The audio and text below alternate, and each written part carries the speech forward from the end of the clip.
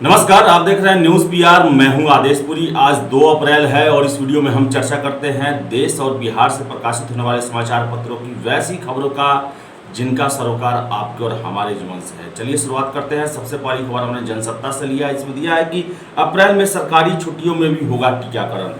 Corona विषाणु संक्रमण के खिलाफ टीकाकरण अभियान में तेज गति लाने के उद्देश्य से केंद्र ने पूरे अप्रैल भर सरकारी छुट्टियों के दौरान भी सभी कोरोना टीका केंद्रों को संचालित करने का निर्णय लिया है।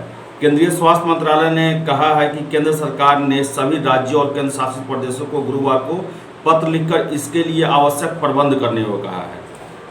वही अगली खबर हमने लिया है जनसत्ता से। इसमें दिया है कि झुकी सरकार बचत पर नहीं होगा वार। केंद्रीय वित्त मंत्रालय ने छोटी बचत योजनाओं की ब्याज दरों में कटौती का अपना आदेश गुरुवार को वापस ले लिया है। वित्त मंत्री निर्मला सीतारमण ने कहा कि सरकार लोक भविष्य निधि और राष्ट्रीय बचत योजनाओं में की गई बड़ी कटौती वापस लेगी और कहा कि ऐसा गलती से हो गया था। वही अगली खबर हमने जनसत्ता से ही लिया। इसमें दिया है कि रजनीकांत को फाल्के सम्मान साथियों को समर्पित किया। केंद्रीय सूचना एवं प्रसारण मंत्री प्रकाश जावड़ेकर ने गुरुवार को घोषणा की कि रजनीकांत को 2019 के लिए दादा साहेब फाल्के पुरस्कार दिया जाएगा। यह तमिल सिनेमा की तीसरी फिल्म हस्ती होंगे जिन्हें यह पुरस्कार के लिए इन्हें चुना जाएगा। इससे पहले दिवंगत नेता शिवाजी गणेशन और दिवंगत निर्देशक बालाचंदर को इसके लिए चुना गया था। अगली खबर भी जनसत्ता से हमने लिया है। इसमें दिया है कि चीनी और कपास का आयात नहीं करेगा पाकिस्तान। पाकिस्तान की आर्थिक समन्वय समिति का फैसला खारिज। पाकिस्तान के मंत्रिमंडल ने गुरुवार को आर्थिक समन्वय समिति के भारत से चीनी और कपास आयात करने के फैसले को खारिज कर दिया। इमरान खान सरकार के 2 वरिष्ठ मंत्रियों ने कहा कि नई दिल्ली के साथ संबंध तब तक सामान्य नहीं होंगे जब तक जम्मू कश्मीर के विशेष दर्जे को रद्द करने के लिए 2019 के अपने फैसलों को वापस नहीं लेता है। वही अगली खबर हमने दैनिक जागरण से के राष्ट्रीय संस्करण से लिया। इसमें दिया है कि जीएसटी का कलेक्शन रिकॉर्ड स्तर पर पहुंचा। कोरोना संक्रमण की दूसरी लहर की चिंता के बीच जीएसटी संग्रह और निर्यात के मामले में रिकॉर्ड बना है। मार्च में जीएसटी संग्रह 1,23,902 करोड़ रुपए रहा, जो साल भर पहले के मुकाबले 27% अधिक है। तो लगातार जो है वो बढ़ते ही जा रहा है जो कलेक्शन जो है। वही अगली खबर हमने दैनिक जागरण से लिया। इसमें दिया कि जबरन मतांतरण रोकने को केंद्र और राज्य सरकार को निर्देश देने की मांग।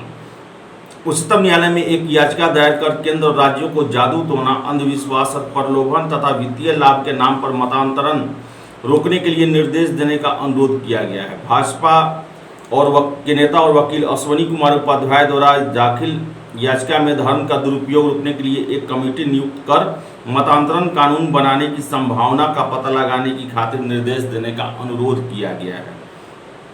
वही अगली खबर भी दैनिक जागरण से। अक्टूबर में एक दिन में सर्वाधिक 72,330 मामले। इस दौरान 459 लोगों की मौत हो रही है और महाराष्ट्र में बढ़े कोरोना के 6.5 लाख मरीज। देश में सक्रिय मामले बढ़ के हुए 5,84,000 हुई है। माफ कीजिएगा, लगातार जो है वो मामले बढ़ते ही जा रहे हैं और ऐसे में ज़रूरत है काफ़ी एहतियात बरतने की। वही अगली खबर भी हमें दैनिक जागरण से लिया। इसमें दिया कि 2 महीने में कोरोना पूर्व स्तर पर पहुंच जाएगी रेल सेवाएं। रेलवे द्वारा अगले 2 महीने में अपनी सेवाओं को कोरोना काल से पूर्व की स्थिति में बहाल किए जाने की संभावना है, बशर्ते राज्य सरकारें इसके लिए अनुमति प्रदान करें और कोरोना महामारी नियंत्रण में रहे। ऐसा जो है ये खबरें जो है आ रही हैं और आपको बता दें कि कोरोना का जो लेवल जो है वो लगातार बढ़ते ही जा रहा है, स्तर बढ़ते जा रहा है, जिसको लेकर राज्य सरकार जब तक अनुमति नहीं देगी तब तक रेलवे पहले की तरह बहाल नहीं हो पाएंगे। हालांकि रेलवे ने प्रयास करना शुरू कर दिया है कि जल्द से जल्द कोरोना से पहले जैसी जो यातायात सुविधाएं थी उसे बहाल किया जाए। वही अगली खबर हमने प्रभात खबर से लिया। इसमें दिया है कि अंबेडकर जयंती पर 14 को केंद्र सरकार के कार्यालयों में छुट्टी।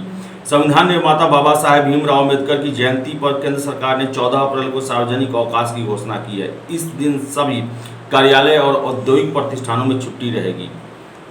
वही अगली खबर हमने हिंदुस्तान से लिया। इसमें दिया है कि बिहार में शोधित जल के उपयोग पर कराए अध्ययन। मुख्यमंत्री ने ऐसी बात ही कही है। सीवरेज ट्रीटमेंट प्लांट से शोधित जल का सिंचाई के अलावा अन्य उपयोग पर अध्ययन होगा ताकि दूसरे कार्यों में भी इसका इस्तेमाल हो सके। इसे सुनिश्चित करने का निर्देश मुख्यमंत्री नीतीश कुमार ने पदाधिकारियों को दिया है। वही अगली खबर भी हमने हिंदुस्तान से लिया। इसमें दिया है कि बिहार में जमीन खरीद के साथ ही ऑनलाइन दाखिल खारिज शुरू। राज्य में स्वतः दाखिल खारिज की ऑनलाइन प्रक्रिया 1 अप्रैल से शुरू हो गई। अब जमीन की खरीद के साथ उसका स्वतः दाखिल खारिज हो जाएगा। इसे स्वतः संज्ञान ऑनलाइन दाखिल खारिज नाम दिया गया है। वही अगली खबर भी हमने हिंदुस्तान से लिया, इसमें दिया है कि डीजल चालित सरकारी बसों का बढ़ेगा किराया।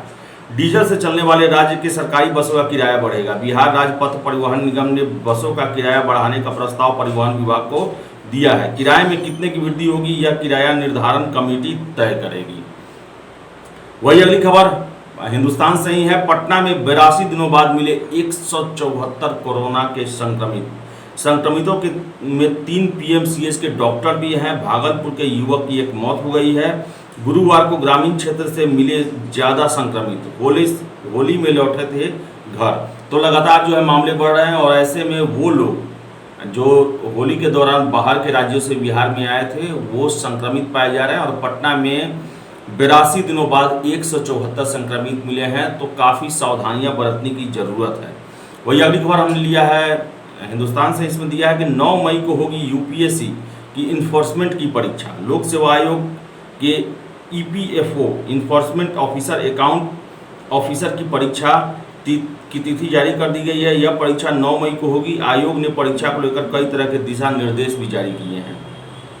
वही अगली खबर हमने हिंदुस्तान से लिया, इसमें दिया हुआ है कि 8 अप्रैल से बिहार में 31वीं न्यायिक परीक्षा का मुख्य परीक्षा होना है, मेंस होना है और ऐसे में छात्रों के द्वारा मुख्य परीक्षा की तिथि बढ़ाने की मांग की गई है। ये कहा गया है कि विभिन्न राज्यों से अभ्यर्थी आएंगे। परीक्षार्थियों का कहना है कि देश के विभिन्न हिस्सों में इस परीक्षा के छात्र शामिल हो रहे हैं। अगर छात्रों में कोई कोरोना पॉजिटिव रहता है तो संक्रमण फैलने का खतरा है। तो ऐसे में उन्होंने मांग किया है कि परीक्षा की तिथि में बदलाव हो, लेकिन आयोग ने कहा है कि नहीं बदलेगी परीक्षा की तिथि, यानी 8 तारीख से ही परीक्षा होगी। वही अगली खबर हिंदुस्तान से ही है, इसमें दिया है कि स्नातक स्तरीय प्रतियोगिता परीक्षा का परिणाम जारी। बिहार कर्मचारी चयन आयोग ने प्रथम स्नातक स्तरीय संयुक्त प्रतियोगिता परीक्षा 2010 के 198 अभ्यर्थियों का रिजल्ट जारी किया है। यह रिजल्ट सुप्रीम कोर्ट के निर्देश के बाद जारी किया गया है। वर्ष 2010 की यह वैकेंसी में 3285 पदों के लिए नियुक्ति प्रक्रिया प्रारंभ की गई थी। इसके बाद आयोग की ओर से पीटी और मुख्य परीक्षा सहित अन्य आवश्यक कार्रवाई करते हुए 3285 अभ्यर्थियों को नियुक्त करने के लिए अनुशंसा सरकार से की थी। इसके बाद कुछ अभ्यर्थियों ने मामले को लेकर सुप्रीम कोर्ट का दरवाजा खटखटाया। इनमें सुनवाई करते हुए सुप्रीम कोर्ट ने 198 अभ्यर्थियों का रिजल्ट प्रकाशित करने का निर्देश किया। आयोग के सचिव ओम प्रकाश पाल ने बताया कि सुप्रीम कोर्ट के निर्देश के अनुपालन में 109 अभ्यर्थियों का परिणाम जारी किया गया है। वही अगली खबर हमने प्रभात खबर से लिया है, इसमें दिया है कि अप्रैल से नियोजित शिक्षकों को मिलेगा 15% बढ़ा वेतन। प्रदेश के सभी 4 लाख से अधिक नियोजित शिक्षकों को अप्रैल से 15% बढ़ा हुआ वेतन मिलेगा। शिक्षा विभाग ने इसकी औपचारिक कवायद शुरू कर दी है। वही अगली खबर प्रभात खबर से ही, कल से दक्षिण बिहार में लू चलने की संभावना है। इस साल बिहार में पश्चिम विक्षोभ उठा हुआ है। मार्च में अवसाद स्वरूप एक बार फिर से इसके प्रभाव से हल्की बारिश हुई। लिहाजा पिछले साल मार्च की तुलना में प्रदेश का औसत अधिकतम तापमान 3 डिग्री अधिक दर्ज किया गया है और कल से जो है वो दक्षिण बिहार में लू चलने की संभावना है। वही अगली खबर हमने लिया है प्रभात खबर से, इसमें दिया है कि पटना एयरपोर्ट से दरभंगा एयरपोर्ट के लिए इलेक्ट्रिक बस आज से होगी शुरू। पटना एयरपोर्ट से मुजफ्फरपुर होते हुए दरभंगा एयरपोर्ट के लिए इलेक्ट्रिक बस की सेवा शुक्रवार से शुरू होगी। अब तक पटना से मुजफ्फरपुर केवल एक इलेक्ट्रिक बस जाती थी जो सुबह 7:30 बजे बांकीपुर डिपो से खुलती थी। एयरपोर्ट से बस के शुरू होने से पटना से मुजफ्फरपुर जाने वाले इलेक्ट्रिक बसों की संख्या बढ़ाकर 2 हो जाएगी। ये दोनों बसें हर दिन 2 फेरे लगाएंगी। तो ये थी आज बिहार और देश से प्रकाशित होने वाले समाचार पत्रों की वैसी खबरें जिनका सीधा संबंध आपके और हमारे जीवन से है। अगर आप हमारा ये वीडियो फेसबुक पर देख रहे हैं तो वीडियो को लाइक शेयर करें और हमारे पेज न्यूज़ पीआर को फॉलो करें। अगर आप यूट्यूब पर देख रहे हैं तो वीडियो को लाइक शेयर करें और हमारे चैनल न्यूज़ पीआर को सब्सक्राइब जरूर कर लें। बहुत बहुत धन्यवाद।